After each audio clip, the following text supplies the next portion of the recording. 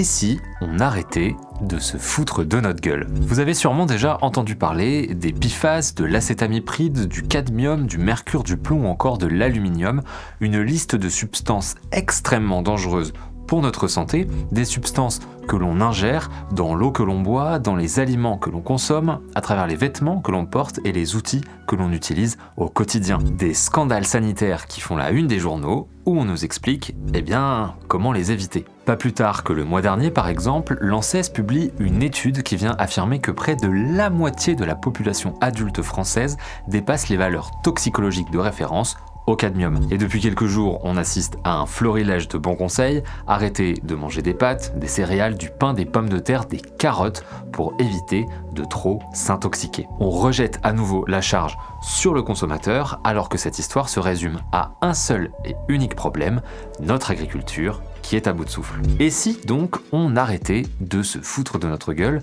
en d'autres termes, et si on prenait enfin les problèmes à la racine. Si on reste sur l'exemple du cadmium, c'est une molécule que l'on retrouve naturellement dans les sols, notamment calcaires, mais aussi et surtout dans les engrais phosphatés que l'on bombarde abondamment sur nos cultures sans trop se préoccuper des effets secondaires. Cette pratique est la résultante d'un choix politique fait au sortir de la Seconde Guerre mondiale qui a voulu transformer la paysannerie traditionnelle en agriculture intensive.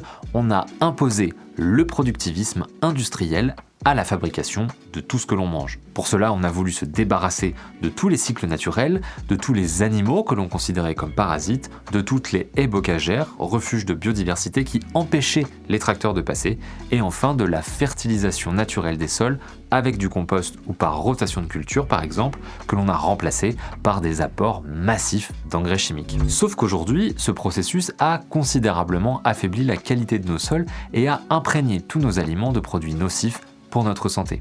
Et au moment où on s'en rend compte, au lieu de remettre le système en question, à la place on propose des pansements par-ci par-là et on demande aux consommateurs de faire attention, cela n'a aucun sens. Toute personne saine d'esprit devrait aujourd'hui vouloir deux choses: 1. Pouvoir manger à sa faim des aliments de bonne qualité, et 2. Vivre dans une société qui ne détruit pas son environnement, cela afin de garantir une pérennité alimentaire dans un monde post-pétrole. Pour cela, prenons le problème à la racine donc, comme on devrait le faire pour de nombreux sujets d'ailleurs, revalorisons le métier d'agriculteur, augmentons significativement la part de la population qui produit notre alimentation et orientons-nous vers de nouvelles pratiques agricoles, main dans la main avec le vivant. Évidemment, c'est un sacré projet de société et comme souvent, cela commence dans les urnes.